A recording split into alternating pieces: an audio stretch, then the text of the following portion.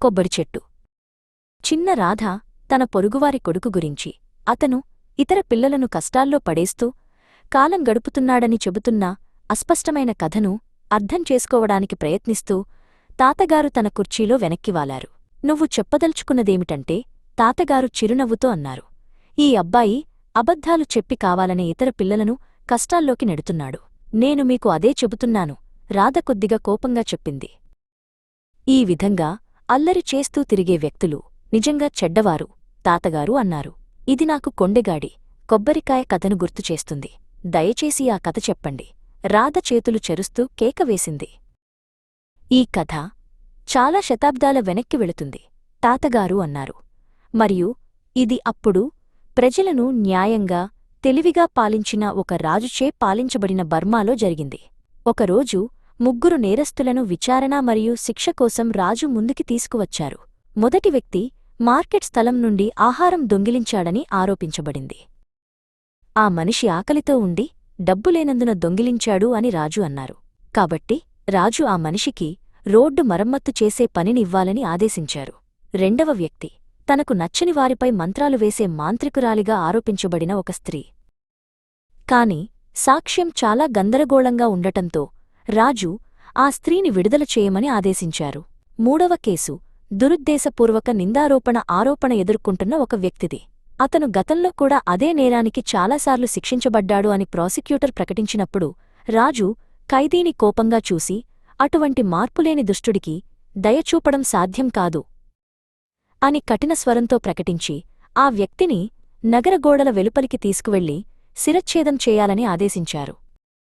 తరువాత ఆ రోజు ఉదయం కోర్టు అధికారులలో ఒకరు శిక్ష అమలు చేసే స్థలం పక్కన నడుచుకుంటూ వెళ్తుండగా ఆ మనిషి తల నేలపై పడి ఉండటం చూసి ఆశ్చర్యపోయారు. అతను అసహ్యంతో వెనక్కి తిరుగుతుండగా ఆ తల కేక వేసింది. పోయి నీ రాజుతో చెప్పు, అతనికి న్యాయం గురించి ఏమీ తెలియదని. ఆ అధికారి పరుగున తన చెప్పులు పట్టుకుని పరిగెత్తి రాజభవనం చేరుకునే వరకు ఆగకుండా పరిగెత్తి తన కథను రాజుకు వినిపించారు. మొదట రాజు అటువంటి అసంభవమైన కథ వినడానికి నిరాకరించారు. కాని ఆ అధికారి తాను నిజం చెబుతున్నానని ప్రమాణం చేసి సత్యాన్ని ధృవీకరించడానికి శిక్ష అమలు చేసే స్థలానికి తన మంత్రులలో ఒకరిని పంపమని రాజును డిమాండ్ చేశారు. చివరికి రాజు తన ప్రధానమంత్రిని సత్యాన్ని తెలుసుకోవడానికి పంపారు. మంత్రి తిరిగి వచ్చి ఇలా అన్నారు.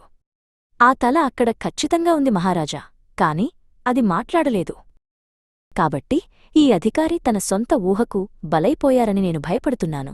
కాని ఒక కోర్టు అధికారి అటువంటి కథ చెప్పడానికి పాల్పడటం పట్ల రాజు కోపంతో రగిలిపోయి ఆ అధికారిని అదే చోటుకు తీసుకువెళ్లి నేరస్తుడికి పట్టిన గతే పట్టాలని ఆదేశించారు. ఆ పేద అధికారిని వెంటనే శిక్ష అమలు చేసే స్థలానికి తీసుకువెళ్లారు. అతని తల అతని భుజాల నుండి వేరు చేయబడగానే ఆ నేరస్తుడి తల కేక వేసింది. బతికి ఉన్నప్పుడులాగే చనిపోయిన తర్వాత కూడా నేను ఇంకా ఇబ్బంది పెట్టగలను. ఇది విన్న రాజు ఆ అధికారి నిజం చెప్పాడని, అది అతని ప్రాణాన్ని బలిగొందని తెలుసుకున్నారు. పశ్చాత్తాపపడిన ఆ రాజు నేరస్తుడి తల మరింత హాని కలిగించకుండా ఉండటానికి 2 పూర్తి పెరిగిన మనుషుల లోతుకి దాన్ని పూడ్చిపెట్టాలని ఆదేశించారు. ఇది జరిగింది. కాని గంటల్లో ఒక అద్భుతం జరిగింది. ఆ స్థలంలో ఒక చెట్టు పెరిగింది. అది ఒక్క రోజులో దాని పూర్తి ఎత్తుకు చేరుకుంది. అది కొబ్బరి చెట్టు. ఆ తరువాత ప్రజలు ఎల్లప్పుడూ ఆ కొబ్బరి చెట్టును కొండెగాడి చెట్టు అని పిలిచేవారు. తన కథను ముగిస్తూ తాతగారు అన్నారు. అందుకే పిల్లలు కొబ్బరికాయ పైభాగంలో ఎప్పుడూ ఒక పీచుముద్దను వదిలిపెడతారు.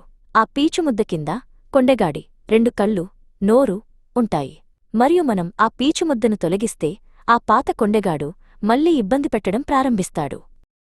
నీతి: దురుద్దేశపూర్వక కథలు మరియు అబద్ధాలు వ్యాప్తి చేసేవారు ఇతరులకు మరియు తమకు తామే పెద్ద హాని కలిగించగలరు. మరియు వారు పోయిన తర్వాత కూడా వారి అల్లరి ఆత్మ ఎక్కువ కాలం కొనసాగవచ్చు.